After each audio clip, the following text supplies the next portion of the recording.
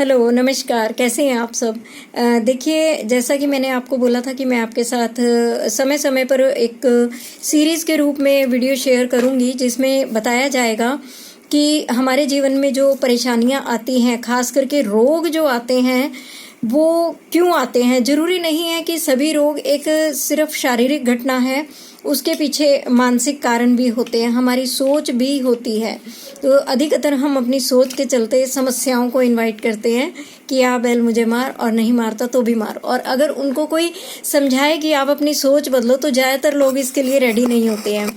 लेकिन हमारा काम है कि समझाना। अब जिसको अच्छा लगता है वो अपनी सोच को चेक करे, अपने विचारों को चेक करे और देखे कि क्या उसी वजह से उसके जीवन में प्रॉब्लम आई है।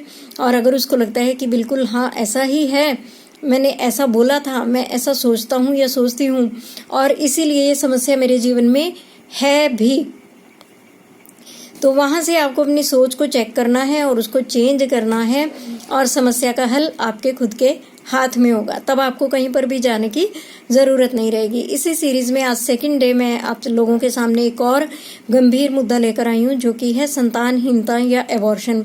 ये क्यों होता है? संतानहीनता क्यों आती है? एबॉर्शन क्यों हो जाते हैं? देखिए, एबॉर्शन कई बार एबॉर्शन दो तरह के होते हैं। एक तो स्वेच्छा से किया गया, यानी कि अगर आपको डॉक्टर सजेस्ट करते हैं तो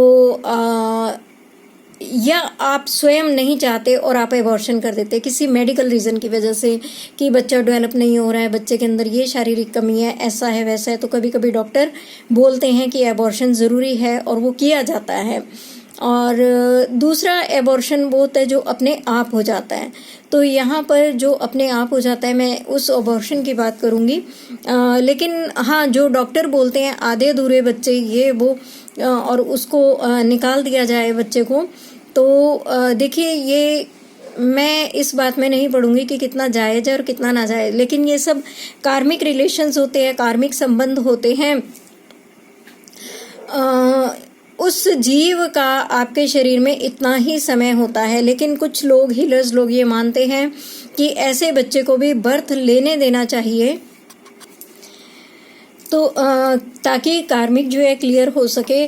क्योंकि अगर हम इस बर्थ में उस बच्चे को पैदा नहीं होने देते, उसको यहीं पर समाप्त कर देते, तो नेक्स्ट बर्थ में हमें फिर से वही सिचुएशन फेस करनी पड़ सकती है। लेकिन मैं इसके किसी वाद और विवाद में नहीं जाना चाहती, क्योंकि वीडियो लंबी हो जाएगी। बात करते हैं कि वो बच्चे जो जिनका मिस कैरेज हो जाता है, उसका क्या कारण होता है। देखिए, नोइंगली और अननोइंगली, इसका सीधा सा मतलब ये है कि वो बच्चा अनवांटेड था, उसका इस दुनिया में वेलकम ही नहीं किया गया। अभी आप कहेंगे कि अरे नहीं मैम, ऐसे कैसे हो सकता है कि वेलकम नहीं किया गया? उसको मतलब बच्चे को चाहा गया होगा, ऐसी विश की गई होगी कि बच्चा पैदा हो, तभी तो वो माँ के गर्भ में आया। लेकिन देखिए, कभी कभी ऐसा होता है कि पारिवारिक परिस्थितियाँ ऐसी नहीं होती, घर में माहौल अच्छा नहीं होता, और उस बच्चे को मतलब मदर पेरेंट्स खुद नहीं चाहते हैं कि हमारे बच्चा हो, या फैमिली में कुछ लोग ऐसे होते हैं कि जो नहीं चाहते कि इनके बच्चा हो, और वो बच्चा अपने आप को जब अनवांटेड फील करता है, वो गर्भ में नहीं रुकना चाहता है। और देखिए, इसका शायद आपको अभी मेरी बात समझ में नहीं आई है, इसको मैं थोड़ा सा और इजी करके समझाऊंगी।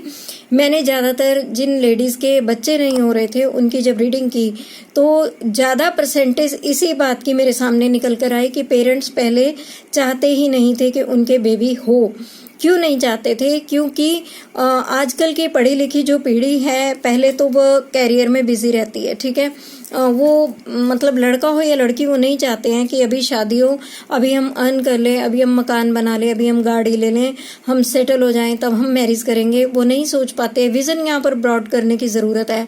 ये नहीं है कि ये सब आप शादी से पहले कर लेंगे तभी आप सक्सेसफुल होंगे।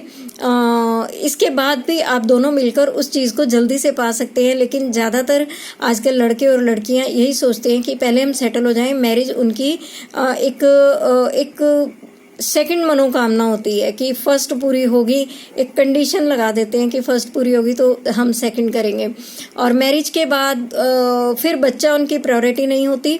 आज मैं निवेदन करूंगी उन मदर्स को भी जो बच्चों को, अपनी बच्चियों को विदा करते समय कहती है जाते ही फंसने की ज़रूरत नहीं है, 2-3 साल खूब एंजॉय करना, उसके बाद बेबी प्लान करना, जाते ही फंसना नहीं है। तो और बच्ची भी, जो बेटी है वो भी इसी मनोवृत्ति के अनुसार ससुराल में जाती है और वो नहीं चाहती है कि 2-3 साल बच्चा हो, और वो अपना एंजॉय करना चाहती हैं। तो एक तरह से जो चाइल्ड एनर्जी है उसका वेलकम लाइफ में नहीं होता है। पेरेंट्स भी नहीं चाहते हैं, ग्रैंड पेरेंट्स भी नहीं चाहते हैं। तो जब इतने सारे लोगों का रिजेक्शन होता है तो बेबी कैसे कंसीव होगा। उसके बाद जब वो बेबी प्लान करते हैं तो आम तौर पर दिक्कत आती है और तरह तरह के महंगे उपचार, पूजा पाठ, भाग दौड़ इत्यादि ये सब शुरू होता है।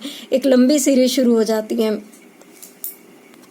एक लंबा एपिसोड शुरू हो जाता है। तो ऐसे में मुझे बहुत सारी लेडीज़ ने बताया कि हाँ, शुरू में वो बच्चा नहीं चाहते थे, उन्होंने बहुत तरह के परहेज़ किए, उन्होंने बहुत तरह की मेडिसिन भी खाई हैं और उन्होंने इस बात को बार बार यही दोहराया। अगर कोई पूछता था तो यही कहते थे अभी हमें अपने इस टाइम को एंजॉय करना है। तो देखिए, मैं अक्सर एक बड़ी सिंपल सी बात बोलती हूँ कि अगर साधारण से किसी मंत्र को भी जपा जाए, 108 बार कर लिया जाए, बहुत से मंत्र ऐसे जो 108 बार मात्र पढ़ने से सिद्ध हो जाते हैं। तो जब एक बात को आप बार बार लाइफ में रिपीट करते हैं तो देखिए वो भी स्पेल प्लस इन यानी कि जादू हो रहा है। तो वो भी एक जादू की तरह ही काम करते, एक मैजिक की तरह काम करते, यूनिवर्स में जाके वो मैनिफेस्ट होने लगते हैं। तो प्लीज़ अपनी मेंटेलिटी को बदलिए। अगर आपको एबॉर्शन हो रहे हैं या बार बार बच्चा सही नहीं बन रहा है तो इसके लिए आप पहले अपने आप को भी चेक कीजिए कि आप क्या इससे पहले प्रिपेयर थी और कितनी थी। क्या आपके ग्रैंड पेरेंट्स, आपके पेरेंट्स प्रिपेयर थे? अगर थे तो कितने थे? तो ये सब बातों को सोचिए और ऐसा करने से बचिए। निवेदन है उन पेरेंट्स को भी कि वो बच्चों को ऐसी शिक्षा देकर उनको प्रेरित नहीं करें कि अभी 2-4 साल एंजॉय करो, अभी 2-4 साल एंजॉय करो, बच्चों का क्या है वो तो हो जाएंगे। और यकीन मानिए, जिस दिन आप अपनी सोच बदलेंगे आप इस प्रॉब्लम से निकल जाएंगे। Thank you.